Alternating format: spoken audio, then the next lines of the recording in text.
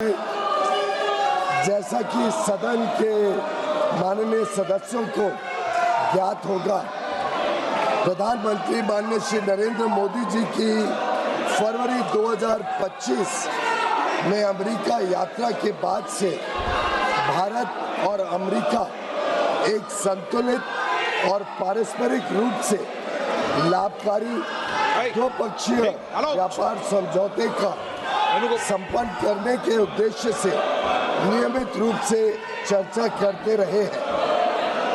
इसी को ध्यान में रखते हुए दोनों पक्ष के वार्ताकारों ने पिछले एक वर्ष में विभिन्न स्तरों पर गहन बातचीत की है। दोनों पक्षों के महत्वपूर्ण और विविध हितों को देखते हुए यह स्वाभाविक है कि दोनों पक्ष अपनी अपनी अर्थव्यवस्थाओं के महत्वपूर्ण और संवेदनशील क्षेत्रों की रक्षा करते हुए सर्वोत्तम संभव परिणाम सुनिश्चित करना चाहेंगे। इन वार्ताओं के दौरान भारतीय पक्ष अपने संवेदनशील क्षेत्रों, विशेषकर कृषि और दुग्ध क्षेत्रों के हितों की रक्षा सुनिश्चित करने में सफल रहा है। अमेरिकी पक्ष के भी कुछ ऐसे क्षेत्र थे जो उनके दृष्टिकोण से संवेदनशील थे। लगभग एक वर्ष तक चले कई दौर के विचार विमर्श के बाद दोनों वार्ताकार दल द्विपक्षीय व्यापार समझौते के कई क्षेत्रों को अंतिम रूप देने में सफल रहे। 2 फरवरी 2026 को प्रधानमंत्री जी और अमेरिकी राष्ट्रपति डोनाल्ड ट्रंप ने द्विपक्षीय और अंतर्राष्ट्रीय महत्व के कई मुद्दों पर फोन पर चर्चा की। इसके बाद राष्ट्रपति ट्रंप ने अमेरिका को किए जाने वाले भारतीय निर्यात की दर घटाकर 18% करने की घोषणा की।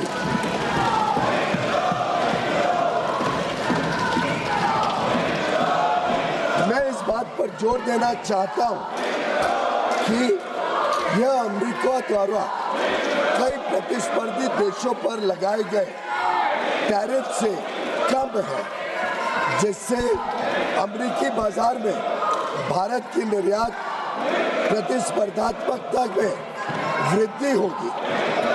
यह समझौता भारतीय निर्यातकों को विशेष रूप से श्रम प्रधान क्षेत्रों और विनिर्माण में महत्वपूर्ण तुलनात्मक लाभ भी प्रदान करता है। मैं इस सम्मानित सदन के समक्ष यह दोहराना चाहता हूं कि खाद्य और कृषि क्षेत्र में भारत की प्रमुख संवेदनशीलता का पूर्णतः ध्यान रखा गया है। साथ ही यह साझेदारी लघु और मध्यम उद्यमी, MSMEs, उद्यमियों, कुशल श्रमिकों और उद्योग के लिए नए अवसर खोलेगी। उन्नत प्रौद्योगिकियों तक पहुंच का सुगम बनाएगी और भारत के make in India for the world, design in India for the world और innovate in India for the world के दृष्टिकोण को साकार करने में सहायक होगी। यह ऐतिहासिक ढांचागत समझौता भारत अमेरिका संबंधों को मजबूत करने और विकसित भारत 2047 की दिशा में हमारी यात्रा को आगे बढ़ाने की दिशा में एक महत्वपूर्ण कदम है और यह दुनिया के 2 सबसे बड़े लोकतांत्रिक देशों के बीच मजबूत जुड़ाव को भी दर्शाता है, जो स्वाभाविक साझेदार है और साझा समृद्धि के लिए मिलकर काम कर रहे हैं। मैं माननीय सदस्यों को सूचित करना चाहता हूं कि आगे की कार्रवाई के संदर्भ में दोनों पक्ष व्यापार समझौते से संबंधित आवश्यक तकनीकी प्रक्रियाओं को पूरा करने और कागजी कार्रवाई को अंतिम रूप देने के लिए मिलकर काम करेंगे ताकि इसकी पूरी क्षमता का शीघ्रता से लाभ उठाया जा सके। समझौते की विस्तृत रूपरेखा इन प्रक्रियाओं के समापन के पश्चात तुरंत घोषित की जाएगी। माननीय सदस्यों को भारत के ऊर्जा स्रोतों से संबंधित उन मुद्दों की जानकारी होगी जो इस समझौते पर हुई चर्चाओं के दौरान उठाए गए हैं।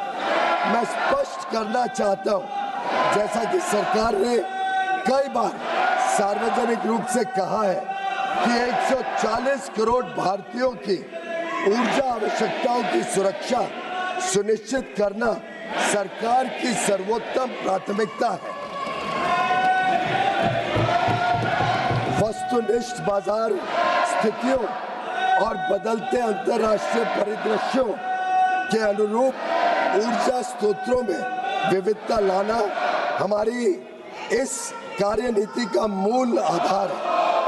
भारत की सभी कार्रवाइयां इसी बात को ध्यान में रखकर की जाती हैं। अतः मैं माननीय सदस्यों से इन मुद्दों को समुचित दृष्टिकोण से देखने का आग्रह करता हूं।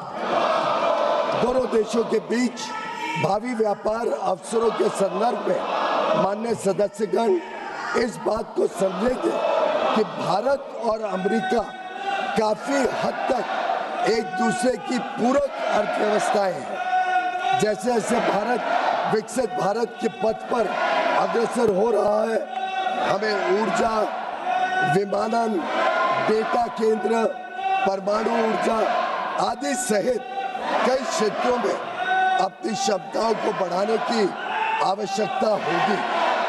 अमेरिका इन क्षेत्रों में दुनिया का अग्रणी देश है, इसलिए हमारे लिए इन क्षेत्रों में व्यापार की संभावनाओं पर ध्यान केंद्रित करना स्वाभाविक है, जिससे न केवल हमारी खरीद में बल्कि हमारे अपने निर्यात में भी विस्तार होगा। हमारा अनुमान है कि तुलनात्मक लाभ के परिणाम स्वरूप कई क्षेत्रों में भारत का निर्यात अमेरिका में भी काफी बढ़ेगा।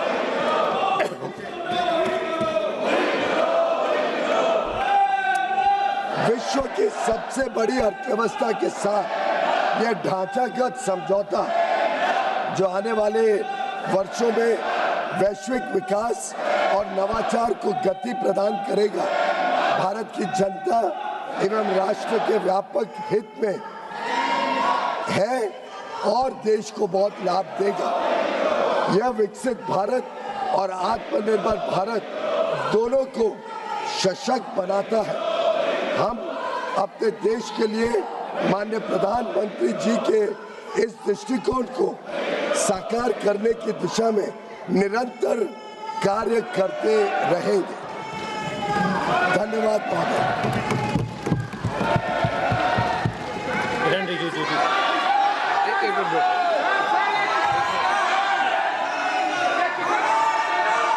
माननीय सदस्यगण, ये सदन देश के लोकतंत्र का उच्च सदन है और आप सभी दलों ने समय समय पर इस देश के अंदर अलग अलग कालखंड के अंदर सरकार में भी रहे, लेकिन मेरा मत है कि इतनी लंबी सरकार में रहने के बाद भी हम इस उच्च सदन की मर्यादाओं, परंपराओं को तोड़ रहे हैं। विरोध का तरीका होता है, विरोध के तरीके और भी हो सकते हैं, लेकिन आप अपनी इलाके से छोड़कर उस जगह जाकर मर्यादाओं को तोड़ोगे तो देश के अंदर लोकतंत्र के प्रति लोगों का विश्वास, भरोसा कम होगा।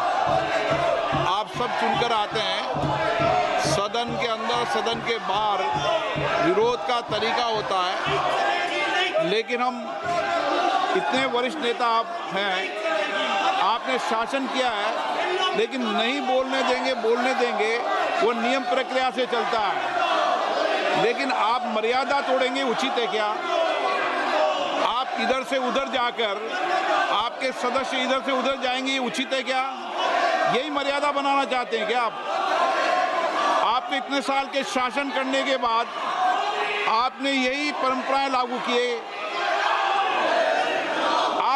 आप वरिष्ठ लोग हैं, बालू जी, आप इतने सीनियर नेता हैं, ये देश में अच्छा लग रहा है कि आपको? आप इधर जाकर मंत्री बोल रहे हैं, आसन पे जाके खड़े हो रहे हैं, सत्ता पक्ष की तरफ बैनर लेकर आ रहे हैं। मर्यादा पहले भी विरोध हुआ है, लेकिन मर्यादा कभी किसी ने नहीं तोड़ी। आप शासन में रहे, ये प्रतिपक्ष में रहे, तब भी विरोध हुआ है, लेकिन मर्यादाएं कभी नहीं तोड़ी। लेकिन आप जो मर्यादाएं तोड़ रहे हैं, ये उचित नहीं है। आप शासन को ये मजबूर नहीं कर सकते। मैं आपसे पुनः आग्रह करता हूं, आप मर्यादा रखें, अच्छी परंपराएं रखें। विरोध का तरीका हो सकता है आपका, विरोध आवाज से नहीं, शब्दों से होता है। विरोध तर्कों से होता है, नारेबाजी से, बैनर से विरोध नहीं होता। विरोध शब्दों, तर्कों से होता है, असहमति मुद्दों पर होती है। वैचारिक मतभेद हैं, वैचारिक मतभेद बोलना चाहिए, ये सदन वैचारिक मतभेदों के लिए बोलने के लिए। लेकिन ये तरीका ठीक है क्या? नो।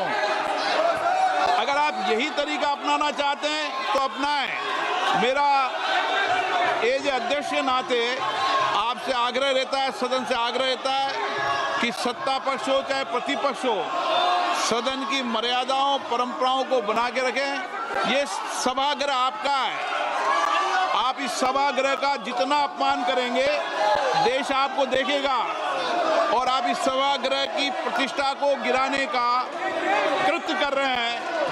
इस व्यवस्था के अंदर सदन चलाना उचित नहीं है। मैं सदन की कार्रवाई आज 2 बजे तक के लिए स्थगित करता हूं।